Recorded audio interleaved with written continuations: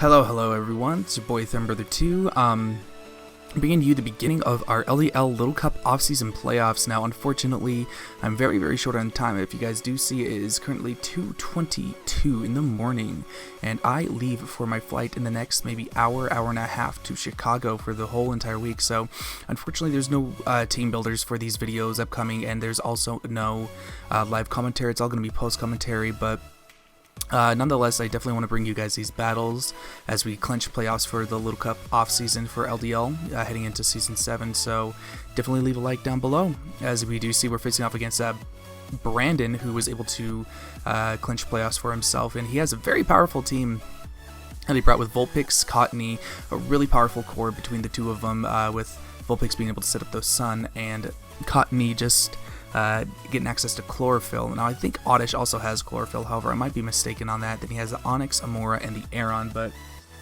for us I brought a Spike Setting Badoo, Waterian Z, Rain Dance, Horsey, Houndour, Happini, Timber, and Roggenrola with Stealth Rocks. I really wanted to try and get hazards up against him, but we're good. So for that I decided to leave the Badoo. It seemed the most reasonable. I could live a good hit against Onyx if he does decide to lead that, and that's honestly what I thought he was going to lead. But as we go ahead, he's actually going to send in that Vulpix turn 1, which was like really scary for me, as of course I have my grass type up out on the field, and I really don't want to take any type of fire move out in the sun.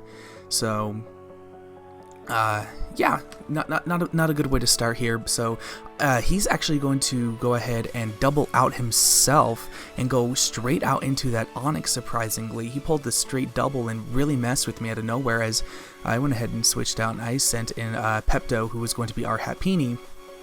It's like I could have really lived any solar beam hit that Vulpix wanted, but here he's going to go ahead and get up his rocks, which, you know, isn't surprising. I really figured that Onyx was going to go ahead and just get up rocks like I originally thought. I'm just going to go for the Flamethrower to see if he wants to switch out, and with the sun, you're going to see all the damage we do to it, which is little to nothing. So he's going to actually go for the Rock Blast here.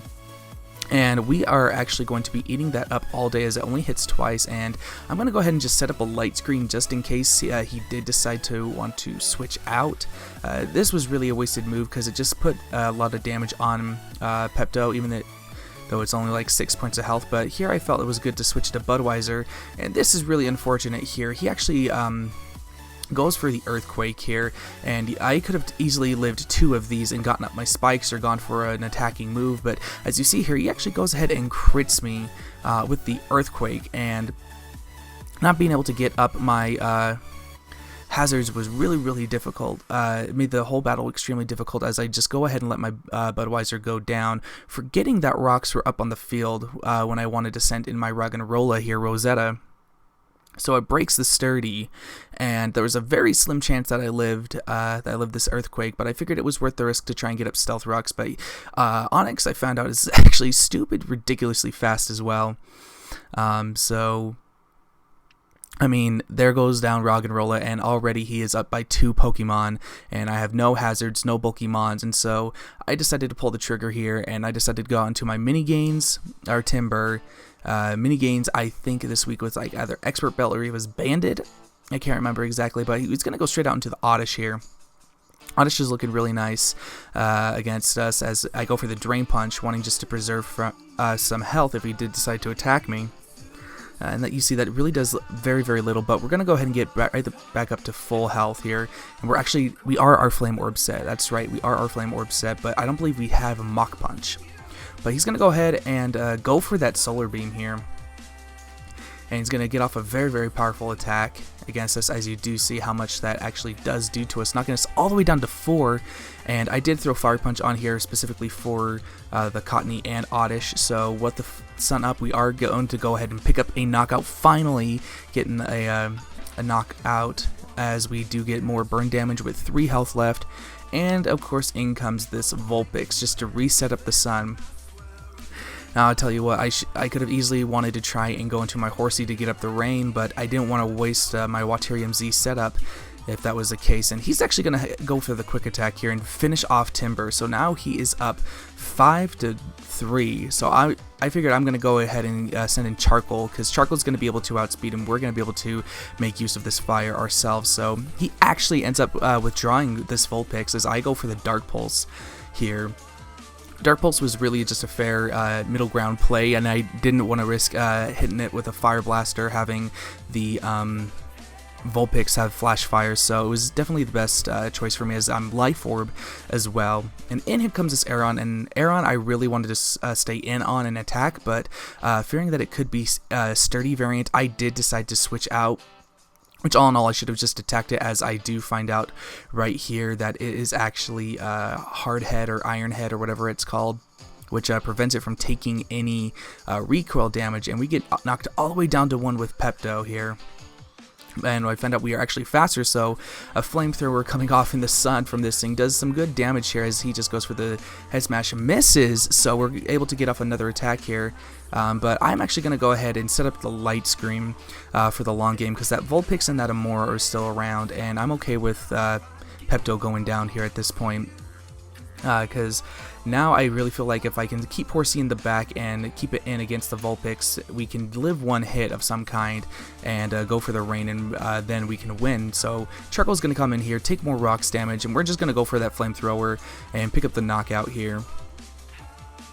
But unfortunately, more and more Life Orb damage is really hurting us. It seems every time I bring a Life Orb Houndour set, it really messes us up. And so here is this Cottony, and I'm thinking that it can't be the Chlorophyll set, because he didn't bring it in right away against me before. So he actually is, and he goes for the Dazzling Gleam, and we actually lived it on 1, and that allows me to go for the Flamethrower and knock it out right at the end. Now, well, this is all fun and done, my friends.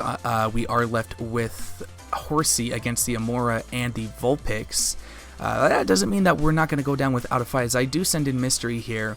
I figured my best way to try and get rid of this Amora is to outspeed it and then go for the Thunder before it can go for the Thunderbolts while I set up the rain. And so he does go for the Thunderbolt, and I do still have that light screen up. And so I'm going to go ahead and get off my Z Crystal here, my Waterium Z. Waterium Z Rain Dance with the Swift Swim ability actually gives me like a +3 in some sense speed here, so I'll definitely be able to outspeed anything, including a Scarf. And I also have some good special defense investment coupled with that light screen. Definitely was awesome to live this next hit. So with the rain up, I believe I should be able to go ahead and pick up the knockout here, as we do see that Surf goes and connects, and we do just pick up the knockout on that Amora, which is really nice. However, now Vulpix can go ahead, come in, now that the light screen's gone, set up the sun, and we are at a complete disadvantage now, as he has the weather control once again, and Brandon is actually going to be taking a victory from us with a very close 1-0. I put up a good fight, but however, that Onyx, being as fast as it is, it's base 70, which is actually really, really fast for Little Cup. Really messed us up, as well as me forgetting rocks, and on top of that, him just leading Vulpix was very, very scary and very, very different and out of the blue, and definitely threw a curveball and everything. But fret not, my friends, we are not out of the playoffs. We're not out of the finals just yet. We have 3 more battles coming up against Alejandro, Blazing Squid, and Matt. And it's just a round robin of the top players from each of the divisions in Little Cup. So we'll battle them all, and then the 2 people that have the top records face each other in the finals. So it'll be a rematch of whomever, because we all have to battle each other. So that's going to do it for this video, guys. Thank you so much for watching. Leave a like, comment down below if you think that we're going to make it to playoffs. I'd greatly appreciate it, and appreciate all the support. But I'm going to get up out of here. Thank you all so much for watching, and I'll see you next time.